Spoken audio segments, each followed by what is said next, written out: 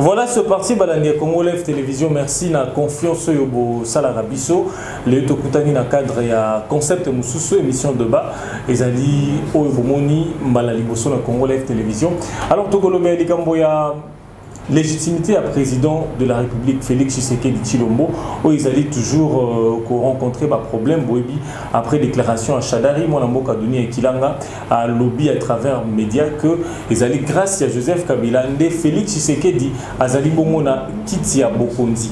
Tokolobela pe plein sorti à crise ya Martin Fayulu où ils a bongo créé Mbutu na kati ya Lamuka to landi mon amboka Francis Kalombo na nzela ba on lobby ke plein sorti à crise wana etali kaka Martin Fayulu yemoko. Alors moto ya likambo toza kotuna iza koiba pourquoi de temps en temps légitimité à Félix Tshisekedi au Azali président de la République ils a toujours remise en cause nde yango to mbeli bino baimboka mibale na loboko na ngao bomoni mwana mboka Abed Badiachile Azali bongo coordonnateur ya dynamique de jeunes au basoutenaka vision à Félix Tshisekedi. Abed Badiachile, bonjour et bienvenue. Bonjour, merci. Nangambo Moussou nazalina Cédric Dédé Azali bongo membre exécutif il y a Ligue des jeunes, il y a SID, il y a Martin Fayulu. Moi Namboka Cédric, bonjour, bienvenue. Merci. Alors, tout lancer débat. Montou a une introduction. Pourquoi de temps en temps légitimité à Félix Tshisekedi est remise en cause? Moi Namboka Abed Badiachile, bino beaucoup soutenir comme Kondiamboka. Merci beaucoup pour notre Tuninga et Soussou. Bon, na CPD de Soussou na moment au afin que nous puissions partager avec les Congolais ensemble tout et balolengeni to kamba mboka na biso et kendena direction moko. En fait, moi Mboka Mokonzi Félix Antoine Tshisekedi Tshilombo, vous le savez, il a été voté par l'ensemble du peuple congolais. Mais il s'est passé quelque chose au RDC Nabiso, il y a quelque chose, il y a 6 cas et alternance, il y a pouvoir, Ndenge Salamaki passation de pouvoir, ça a été d'une façon pacifique au Bissonio Sotoyebi. Il s'est fait qu'il y a une partie au Zalaki majoritaire.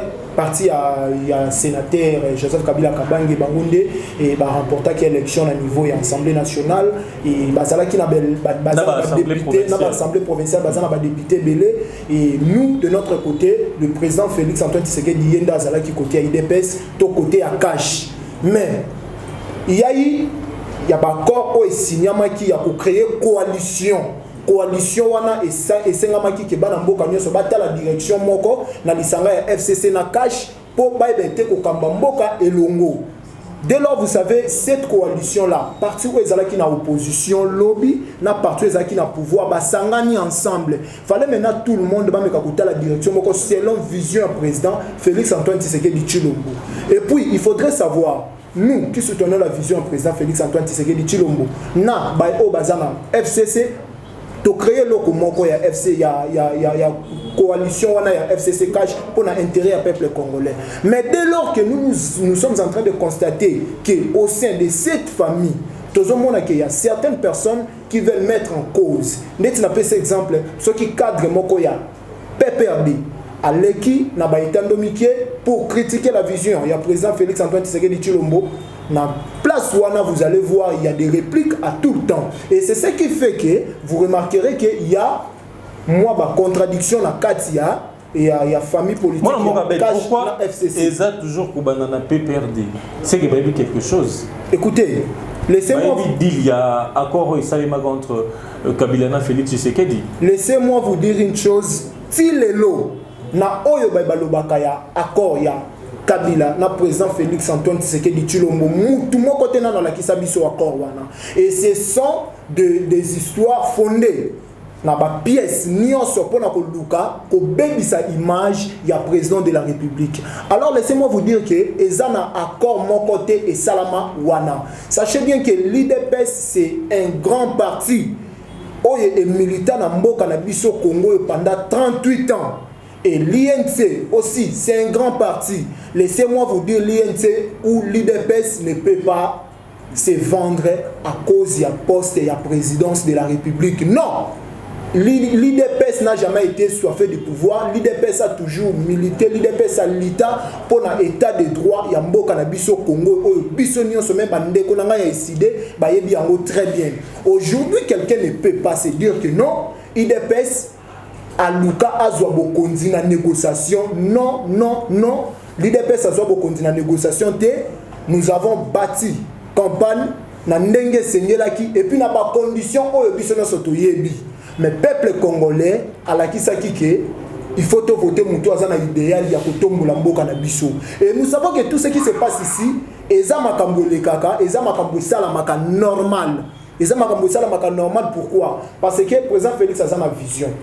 FCC, il faut pas la vision à Mokonza Mboka. Il y a comment on a répliqué que Salama. Mais objectif est que Bissona se faut total dans la direction moko afin que Toto Mboka na Bissona moi na Mboka Félix Antoine Tshisekedi Tshilo. Merci beaucoup Abel Badeshile Togoye Bapinza avec l'avenir ceux qui accord yango soubassement dans vous allez nini.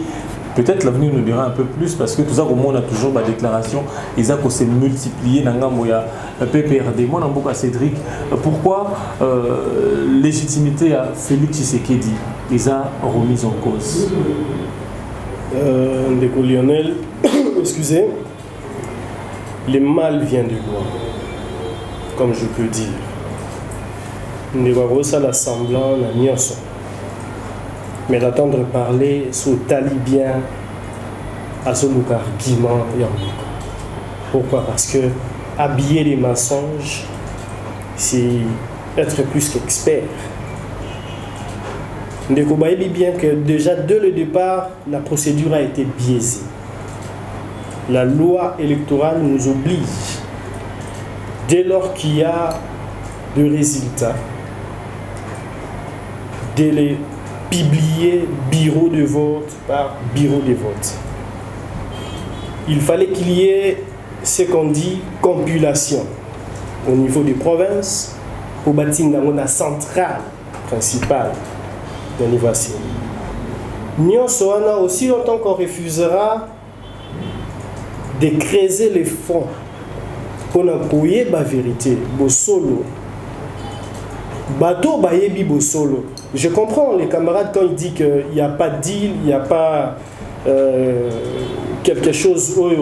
En politique, il n'y a que des intérêts. Il y a ce qu'on appelle l'intérêt général, ce qui voit d'abord le peuple, mais il y a les intérêts politiques. Bon, peut-être un domaine de quoi salater.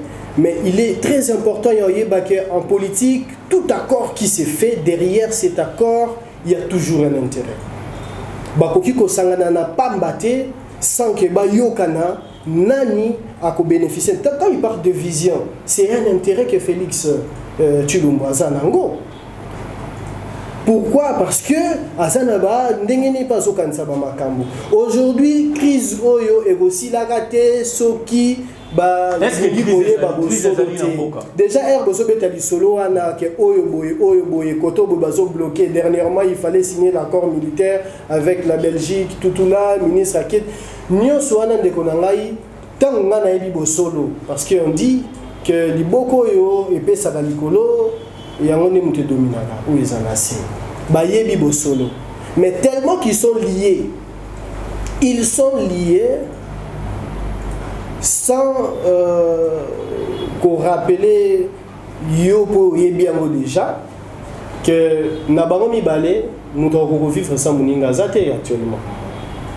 Si ce n'est pas le courage politique qui a bien y a peuple congolais trop c'est trop, j'accepte na deal auto salaki moi mon solo déjà basé à travers ma rétro-commission ni un soyo babizui babi ke to bombi déjà auto quoi qui tout ça na libenga ekoki siko yonde to luka ko satisfaire l'intérêt général. Mais dis la mot bon dirait ça pour la population congolaise au moni gratuité enseignement pour na kwambia la qui biso belé belé ce que eux gagnent c'est plus que ce que le peuple gagne. Là il faut y bango oyo bazo gagner les kinamo sika au peuple azo gagner. Le dollar est combien à combien? Ils ont matassé comme ça. Le budget qu'il y a un dollar, il y a 1700 francs. Il y a un lobby de Gonanga, oh, bah, on va gagner. Tokomi n'a pas millionnaire, Tokomi n'a pas bateau, donc le plus important, c'est de souffrir pour une bonne réforme. Et ça, raté to que ngulu poto mesana, to moni déjà ma bemingi. Non, on doit accepter. Cédric Dédé, pourquoi Bolini Botika en opposition et en résistance?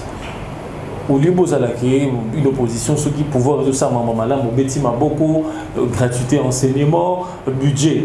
On n'a jamais connu un budget de 10 milliards de dollars. La prévision, au moins, des OP, c'est déjà un indicateur. Ça s'annonce déjà.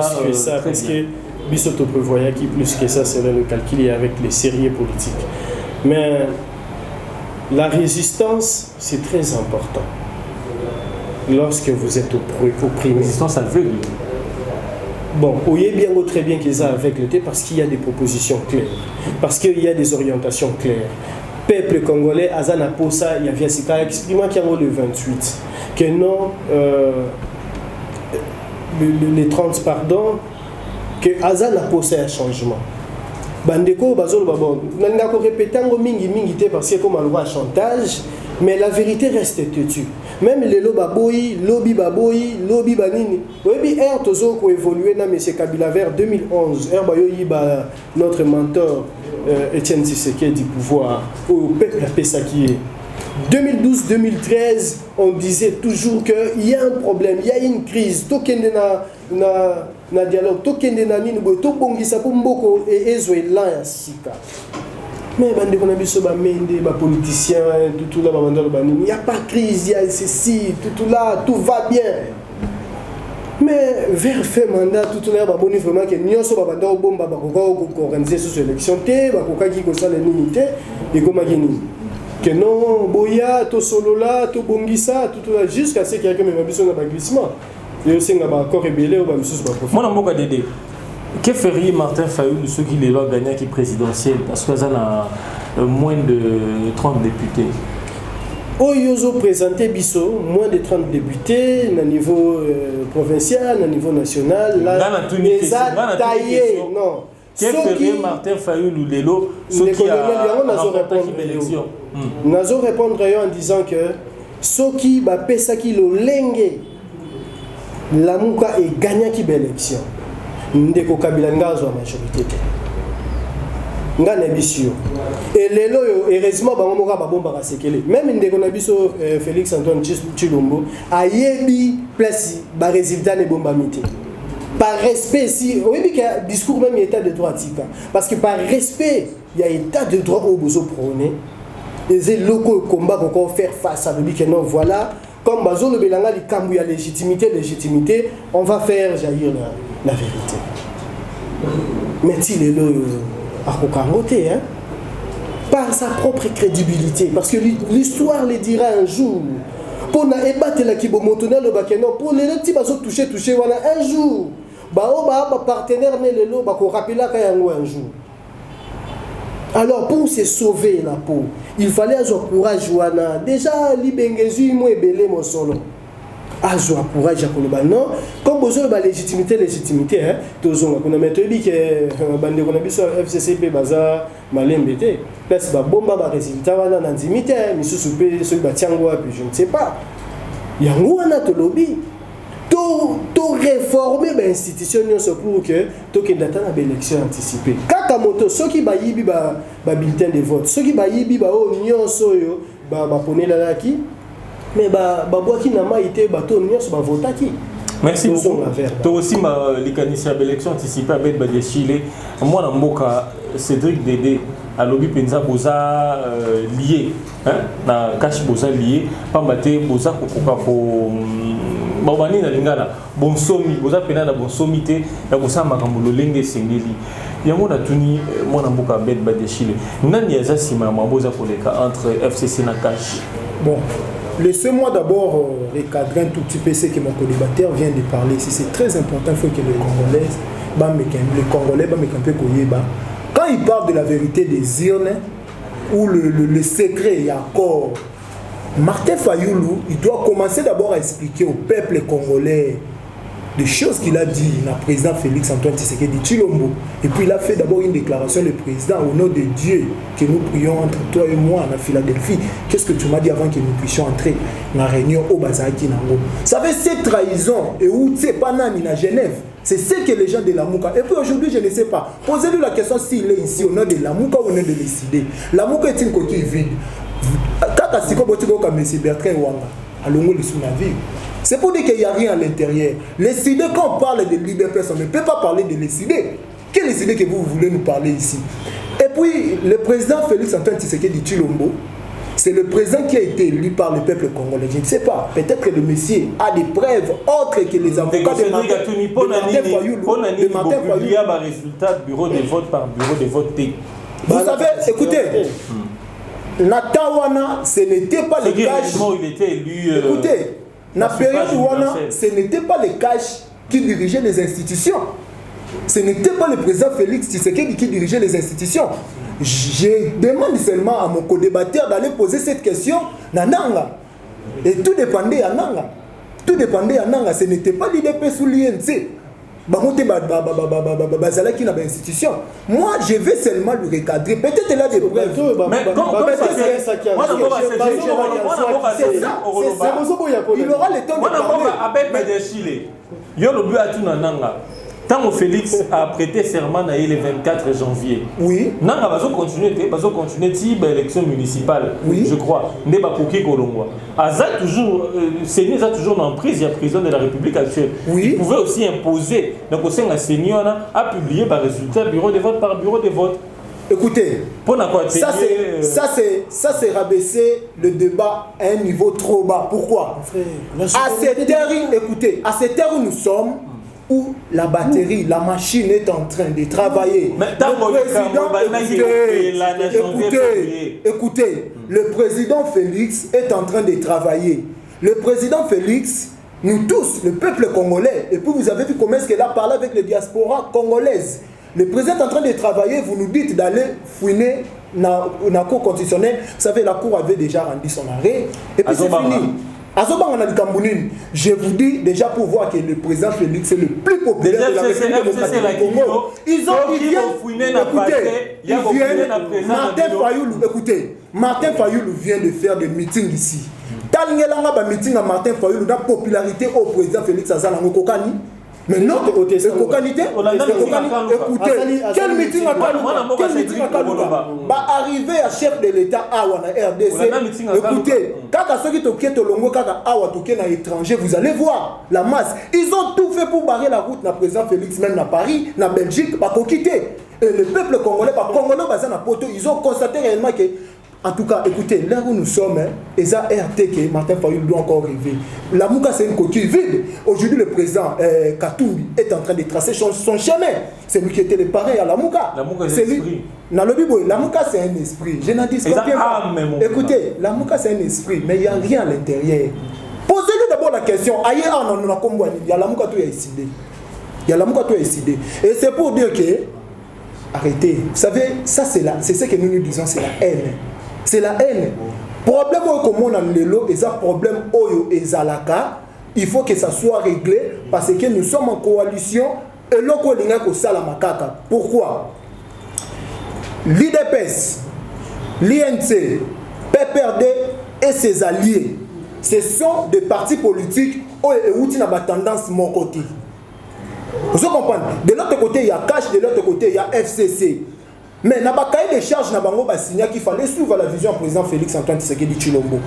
Et dès lors que le président, le sénateur a vu, Joseph Kabila Kabange a fandi, mais il y a ses collaborateurs qui veulent manger en son nom.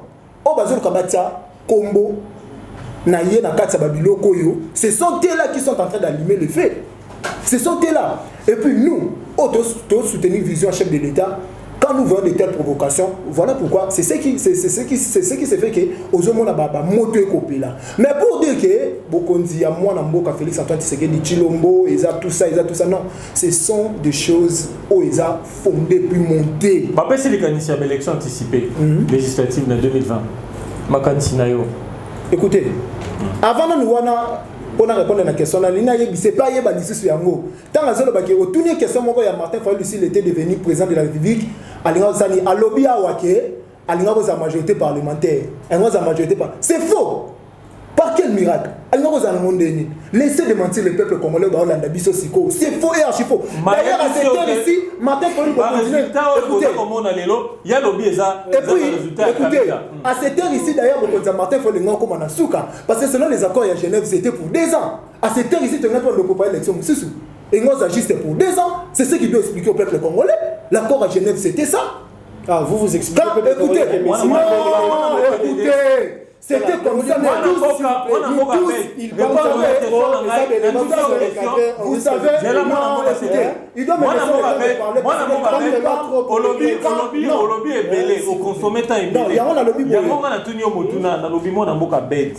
Qui est derrière Makaboza pour les contre FCC Nakash? C'est lui qui est derrière. C'est parce que pendant que ça est pas Namakambo est entre FCC Nakash. Et ça, les Kambu Oyo, et ça qui il faudrait un comité interne, un fanda, un solo la yango. Mais du côté, il y a cash. Parce que moi, je ne peux pas faire la publicité, il y a des terres politiques, surtout à côté FCC, tout ça. Mais il faudrait savoir que du côté, il y a cash, tous les vigilants pour voir comment est-ce que le chef de l'État est en train de travailler afin que tout le monde ait une barre route, une vision. Il y a le chef de l'État, afin que nous puissions dénoncer cela. Vous savez, le chef de l'État est en train de travailler, mais il y a les ministres. Au bazar, il y a 4 coalitions, il y a certaines personnes qui ne travaillent pas. Mais nous voulons quoi? Nous voulons c'est que tout le monde a la vision. Tout le monde s'en joue, chef de l'État, il était seul avec le ministre intérimaire. Comment est-ce que le chef de l'État a travaillé? Souci n'a pas été à la banque, sur la navire, moi, la direction, mais ceux qui basent la navire, moi, la direction, mon côté, c'est là où maintenant il y a un problème. Parce qu'après les 5 ans, à la fin du mandat du chef de l'État, c'est lui, le président Félix Antoine Tshisekedi, qui sera redevable au peuple congolais. Le bilan Kabila Kabange, le Loto Lobayango, mais il n'était pas seul. Il était avec le Mozito, il a travaillé avec tout ce monde-là. Mais aujourd'hui, nous citons seulement Joseph Kabila Kabange. Et c'est ce que nous craignons. C'est ce que nous craignons à la fin du mandat du président de la République, qui a salé de l'autre côté. Et voilà maintenant, mais je vous dis que il n'y aura rien qui va se passer. La bisonnière sur la direction afin que le peuple parce que l'intérêt c'est le peuple d'abord. Merci beaucoup Abel Badjachile, mon amour Cédric pour répliquer. Par respect il y a peuple congolais. Par respect il y a ma valeur où il toujours prôné. Par respect na fondement il y a hymne national puis la valeur nationale biso. Les gens n'ont pas faut retirer. N'était le tant que surtout, il a la vérité désir, on doit s'en passer. C'est la vérité, accord, il y a Genève, vous avez 2 ans. Non, vous avez déjà préparé l'élection. Tout aussi maintenant, les valeurs étatiques. Parce que surtout qu'il y a un accord politique entre partisans, ce n'est pas ce qui lie les États. Parce que la dynamique politique nous amène plus loin que la réalité. La preuve, le loi est que Vital Kamerhe à sa premier ministre. Mais le loco est touché. Tant que souveraineté, il y a peuple, il y a réduire en go, mais le loco il y a pamba qu'on doit s'en passer. L'expression d'un peuple, c'est là même la dignité. C'est là même le respect qu'on reconnaît à ces peuples. S'il faut même tout abandonner par respect de ces peuples-là, la vérité des urnes aujourd'hui, c'est aussi un principe de redevabilité. Kolobakenon tout évoluer, kakatika tout évoluer. Ayebi ndekonanga, totika ki ndeko Kabila évoluer, kakapo tout évoluer. Ayebi oyo ndeko Kabila sala. Parce qu'on s'en était passé. Et le lot, oui, il y a quelqu'un qui a dit Paul Ndeko Badiachile, a quelqu'un qui a dit Paul, a quelqu'un qui a bombé tout là, que non, voilà, parce que Ndenge Bandeko Moussou, Adolphe Muzito, ceux qui ont un pouvoir, c'est parce que Kabila a Pesaki. Oui, oui, en blaguant, la vérité, nous sommes Bimaka. Mais nous souci que le peuple wana peuple wana oyo lobby lisusu tozonga envers ye mais yenda za souverain primaire. Il ne faut pas tout tenir un discours mususu ya ko kitisa parce que de l'eau moi gâteau. Non. Le vrai pouvoir, c'est ce peuple-là qu'on doit respecter. Le vrai pouvoir, parce que yenda za likolo la constitution. Yende mutapona akoki koloba lelo ke constitution na niet. Yemoko mutakoki koloba ke non, c'est l'unique peuple qui peut toucher même les points intangibles de la constitution. Mais le peuple a un ligne fatigue. Non, Neko, Kolingana sympathie. APC exemple. La diaspora Toyebi. Bissoir attend le président Eli Martin Fayoulou a autant ça la tour na Mikilia Mindele. Comme on a dit que Bayambakaye, Air Fachayo qui est pour la première fois tant battra ba barricade côté prison tout là, ba zoa ba image ya ma femme. Bah ça là dans les réseaux sociaux. Donc pour dire quoi, débat est à un niveau anati. Biso débat est à l'avenir ya Congo. Débat est à la refondation de l'État congolais où tous on espérer lobby. Ce n'est pas nos intérêts partisans que non au Fazoboyo ni boye ba msusu ba koti ba ndo la rétro commission. Non. Qu'est-ce qu'on attend du Congo de demain? Cycle électoral nabiso ni sengi nabiso to bongisa yango pour que l'obito to zonga kaka na même élément. Moi na Cédric na kati yo tavo continuer ozozonga likambo ya rétro commission mingi bato baza ba leader ya la muka to moni Moïse Katumbi to moni Adolphe Mozito oyebi CV na bango ndeko Lionel na bandeli lisusu awa tozobeta lisolo ya État congolais. Moi, je viens ici en tant que citoyen congolais. Parce que l'avenir de ces pays nous tient tous à cœur. Mais lorsque ces personnes-là qui ont pillé l'État congolais, pour se retrouver aujourd'hui dans l'opposition, en quête, il y a positionnement. Heureusement que bazo bénéficier bandekonions ceux qui bayiba ya solo bazo bénéficier na manque ya justice.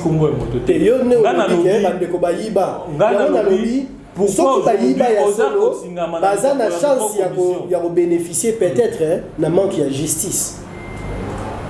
Oui bien le roni ne sali ki lelo même force ya ko déclarer carrière non sur état de droit dans les sociétés.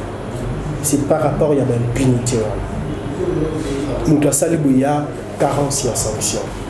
Donc nous voulons refonder cet état congolais. Et la refondation de l'État congolais ne viendra pas seulement à Martin. On a une interview à Mwanamboka Félix dans France 24. A annoncé la création d'une juridiction spéciale pour régler ma impunité. Aussi longtemps qu'on n'attaque pas les causes. Même à taba multiplier. Oui, mais que ça n'a tout ça n'a pas mis quoi qui toko. Tous les institutions nous sous-soient à ce qu'on a délivré la mission nango. Mais c'est impeccable. Le problème n'est pas là, le problème n'est pas à niveau kako institution ni les animateurs de ces institutions.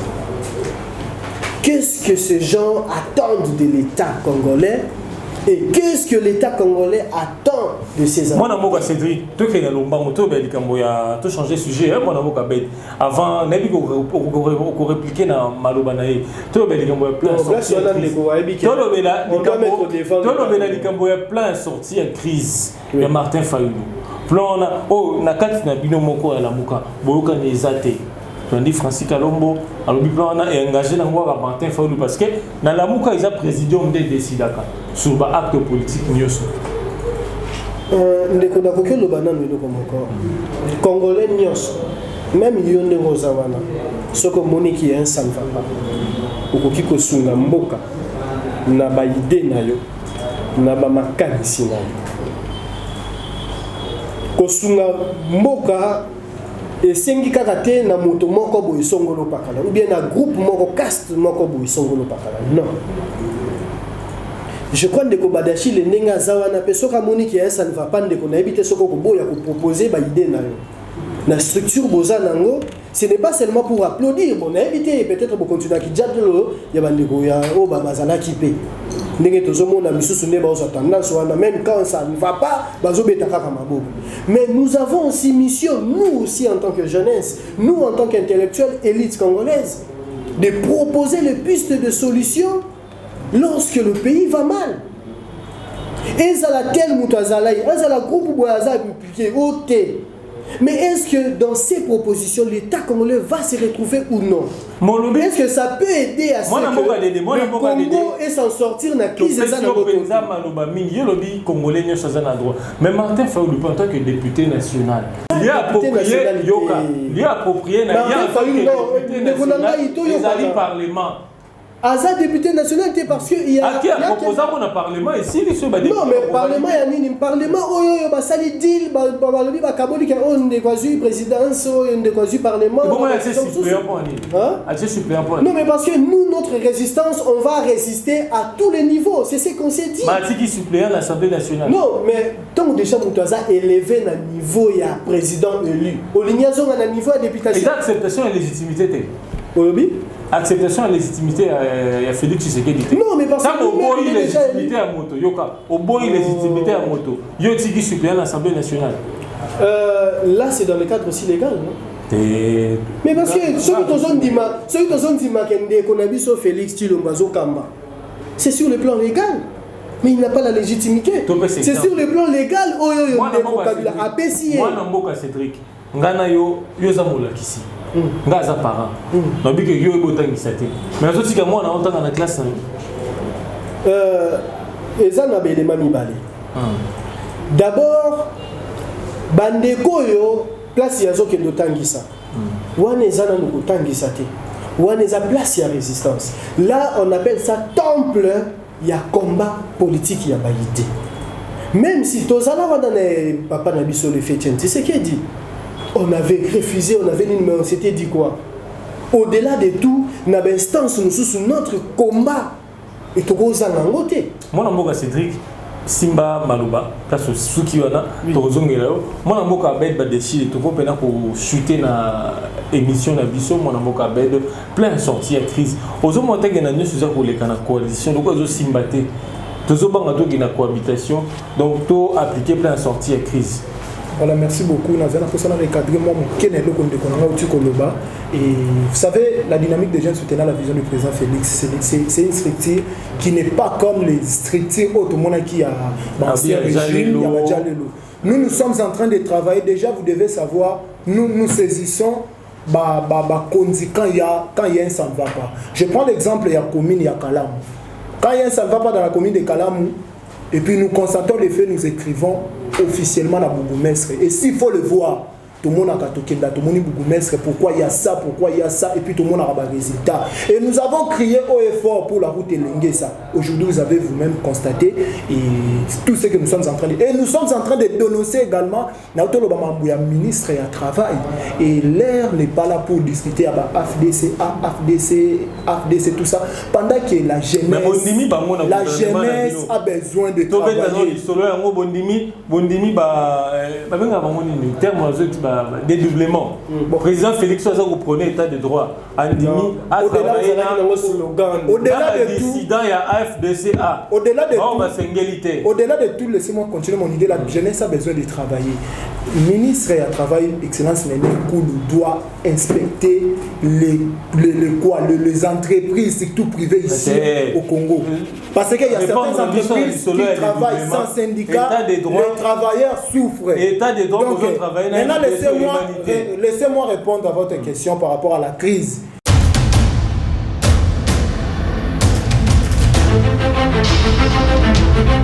Audio Jungle.